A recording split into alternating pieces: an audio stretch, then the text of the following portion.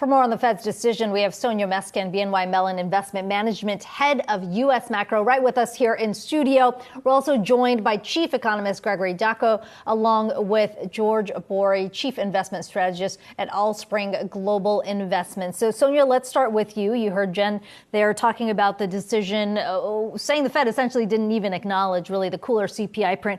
We know the Fed likes to say it's not just about one data point, but what do you make of the wording coming out of the statement today, given the latest economic data that we've gotten? Sure. I think first of all, it's a good compromise between the hawks and the doves. You did see after the June pause, a few hawks come out and say, look, the job is not yet done. This is a good compromise between the two. I think it would have been difficult for them to strike a dovish tone just after they changed the summary of economic projections to in the more hawkish direction too. And finally, we all know that even though the headline and goods inflation are coming down, it's really now about, just as you guys mentioned earlier, it's about the services. And service pricing is much more closely correlated to wage growth than goods or headline inflation. Greg, how about you? How are you looking at this? Because we've talked in the past that you expected this improvement that we have seen on inflation, but the Fed's still leaving that door open to future rate hikes. And also the change here in the statement, very limited. Does this make sense to you given some of the improvement that we have seen? I think it was largely expected. We were expecting to see a unanimous vote after the unanimous vote for a June skip. We are also expecting to hear hawkish language coming out of the press conference from Fed Chair Powell. So I think the last thing policymakers want is markets starting to price in rate cuts by announcing that they have reached the terminal Fed funds rate. So you'll hear a lot of conversation talking about the fact that September, even the September meeting, is still live. We think this is the final rate hike in this tightening cycle, but you're not going to hear any trumpets announcing the end of this tightening cycle. Greg, really quickly here, in terms of core inflation, we have seen that pull back significantly. If you consider we were at 9% a year ago, yes, we're not at the 2% target yet. But if you think about that extra 1%, the extra 2% that needs to get to 2% target, how much of that is in the Fed's control? Well, I think it is still largely in the Fed's control because we are largely past the free lunch, the free disinflationary lunch from easing energy prices, from cooling food price inflation, cooling goods price inflation. But we are starting to see slower momentum in terms of final demand, in terms of consumer spending. We're also starting to see the lagged effects of lower housing price inflation that will feed through to CPI. It's going to take a little bit of time before we get back to that 2% target. Next couple of months are going to be bumpier in terms of CPI inflation, slightly tilted to the upside, but we're going to see core inflation move into the 3% range before the end of this year and likely around 2% around the middle of next year.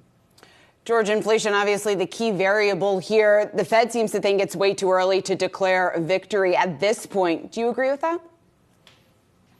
We do agree with that. As we just mentioned, inflation numbers are coming down. And, what our read from today's announcement is, number one, the Fed needs to preserve as much optionality as possible. And they continue to do that. They emphasize, kind of data and the need to kind of keep an eye on things and kind of leave the window open, if you will, to sort of pivot or change, between now and pretty long period between now and September 20th. Where they'll get a considerable amount of information to be able to decide what to do next. But they do need to preserve that hawkish bias, as one of the co-hosts, one of the co-speakers just mentioned. They cannot allow the market to believe that rate cuts are coming anytime soon. There's still a considerable way to go, and we're really into the heavy lifting phase of that sort of disinflationary trend, which is going to require sort of ongoing tightness from the Fed to keep sort of downward pressure on inflation. So it is much too early to declare victory. So, Sonia, if we pick up on George's point that the Fed wants to maintain optionality, yes, potentially in the press conference, the Fed chair is going to signal that the September meeting is still live. Do you think it's live? Yes, I do. I think that the tendency towards perhaps doing an every other meeting, doing a skip rather than a pause, is still there. But it really depends. I don't think they've made the decision just yet. And remember that on the inflation front, there are certain almost technical factors or base effects that are going to suppress some of these individual components of the CPI for the next couple of months. But that may actually reverse towards the fall, and the Fed is aware of that. And the market seems to not be paying as much attention to this in the wake of the latest print, but the attention may return. What are those base effects? Well, some of this is in real estate, for example. Some of it is also about the difference between the PCE and the CPI, for example. The PCE is less likely to be as subdued in the next couple of months as the CPI. Greg, picking up on what Sonia just said, how do you think the Fed is going to look at that, given the fact that we have seen maybe this wedge start to form in those two readings, and the fact that they are signaling slightly different things when it comes to getting a handle on inflation, whether or not we are? Well, I think the Fed is well aware of those differences. They look at a broad range of indicators when it comes to inflation. My main concern has been the backward-looking, excessively data-dependent approach that the Fed has been adopting. I think if you adopt more of a forward-looking approach, you see that the right types of developments are falling into place when it comes to the inflation trajectory towards 2%. We're not seeing the type of retrenchment that would signal a hard landing. We're seeing a cooling of labor market dynamics. That cooling, that slower pace of demand should feed into more disinflationary pressures. I, again, wouldn't be surprised to see that we have core inflation with a 3.7% reading towards the end of the year, and we are likely to move further into this lower territory over the course of 2024. As we were saying, this is not the end of the game when it comes to tightening monetary policy, but increasingly in this lower inflation environment, the Fed's going to be focused on real interest rates, and so we'll need less high nominal rates to keep the same types of interest rates on the real basis if inflation is indeed coming down. George, you agree? We would agree. As my colleague just mentioned, real rates kind of matter quite a bit, and it is premature for the Fed to sort of materially change its tack. The deceleration, the pace of tightening, is very consistent with end of cycle patterns. The risk is they're always the risk of over tightening, and by definition, the Fed will have to maintain kind of a tightening bias as we kind of go through the cycle. By the time sort of the data gives the Fed the all clear, it would be too late. And so they're going to try and fine tune this as we go into the end of the cycle. It's a notoriously difficult task, not impossible, just very difficult. And as we mentioned, they need to sort of keep containment on both, sort of liquidity, but also financial conditions, and actually keep, sort of the real rate of borrowing at a relatively elevated level to keep those inflationary pressures trending lower. We think this is actually going to be a fairly long and drawn out process, and that, we're going to be talking about this deep into next year, and that this is not sort of over yet from that perspective. Sonia, what does all this then mean for the odds of a recession? We've heard Powell talk about the fact that a soft landing is still on the table at this point. He still sees a path, although it's narrow, to a soft landing. Do you still see that as potentially likely here? We do, and it's always been one of our scenarios, and I do think the probability has increased recently. And why has it? It's because we haven't gone into a recession yet. The consumer is actually still pretty strong, and in fact, I would somewhat disagree with one of the colleagues here in the sense that the labor market actually is quite a bit stronger than what would be consistent with 2% core inflation. We're having probably 2 to 3 times the monthly gains in non-farm payrolls than would be consistent with a stable 2% core inflation over time.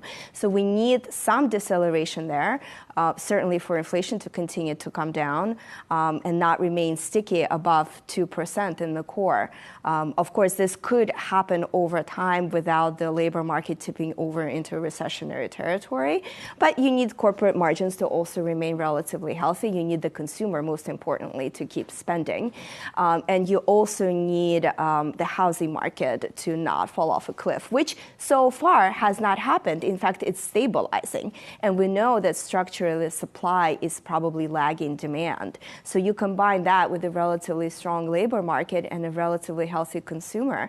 And I would say, yes, on the one hand, risks of a recession are probably receding, but on the other hand, there is still an upside risk to inflation there. Sonia, you mentioned the relative strength of the labor market, and you could argue that increases, to your point, sort of this case for a soft landing. When you look at average hourly wages, though, I mean, that has remained elevated. Why do you think it's that sticky? Is that kind of where we're likely to see it in the near future? Is it going to stay that elevated? It's a very good question. I do think that even across metrics, not just the average hourly earnings, wages and salaries and compensation overall, we're getting the ECI on Friday, has stayed elevated relative to the previous cycle. Part of it, maybe not all of it, but certainly part of it is the supply-demand dynamic. So we actually have a smaller supply of labor relative to demand than we did pre-COVID. And in fact, those curves actually crossed before COVID hit. So COVID could have just accelerated some of these trends. And that is a tension that hasn't been yet resolved, at least in this cycle. Greg, one of the rationales for higher rates is that tight labor market, the fact that that is propping up wages, and the fact that we're not going to see material improvement from here on inflation unless we do start seeing some weakening in the job market. How are you looking at that rationale, and is that making less and less sense given the fact that the labor market is still resilient at this point? I think we have a unique labor market. We have a labor market in which business leaders are reluctant to let go of their price talent pool that they spend so much time hiring, training, and trying to retain. So we're not seeing the traditional types of recessionary developments where business executives lay off massively in order to cut costs. Instead, they're doing so very strategically, putting in hiring freezes, and you're seeing more of a hiring correction rather than a layoff correction. That means that the cost element is still central for business leaders. And that, in our opinion, is going to lead to some wage growth compression as we move forward. The developments are already there. When you look at the sequential momentum for wage growth, it's actually been quite encouraging. You look at small businesses, it's also been quite encouraging. So we think that those developments are moving in the right direction, and that even if you look at wage growth, those are very encouraging. And I would add one more thing in terms of the inflationary dynamics. On the PPI front, when you see some of the margins developments on a month-to-month basis, those are also very encouraging when it comes to inflation dynamics. That's going to be the key element. The core momentum in inflation is going to be what we should be paying attention to. And that, in our opinion, right now is moving in the right direction. There could still be surprises. Healthcare inflation could turn around by the end of the year. We've seen some stickiness in housing price inflation. But so far, the developments have been moving in the right direction.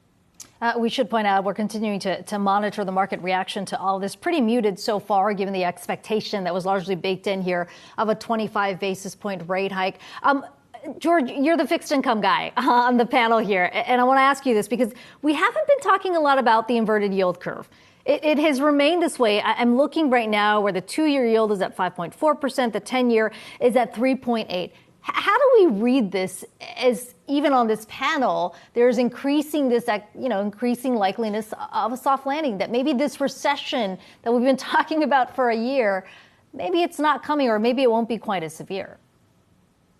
The shape of the yield curve is one of the most powerful factors in the market. And while, sort of history would suggest that a curve as inverted as the curve is today, would typically lead to a recession, within, say, 12 to maybe 24 months. We believe that there is, a very high likelihood that an inverted yield curve does result in a recession. The difference is timing. The yield curve there's nothing magic about the shape of the curve and the actual eventuality or the moment in time when a recession occurs. We've just looked back over the last 3 or 4 recessions, taken an average and said, it takes about sort of 12, 18, maybe as much as 24 months before you actually see a recession. An inverted yield curve does create meaningful kind of pressure on the financial system. It changes economic behavior. It pulls cash and money towards the front end of the curve. So we have not given up on the predictability or the messaging that comes from the shape of the yield curve. what we are sort of trying to calibrate is sort of how long.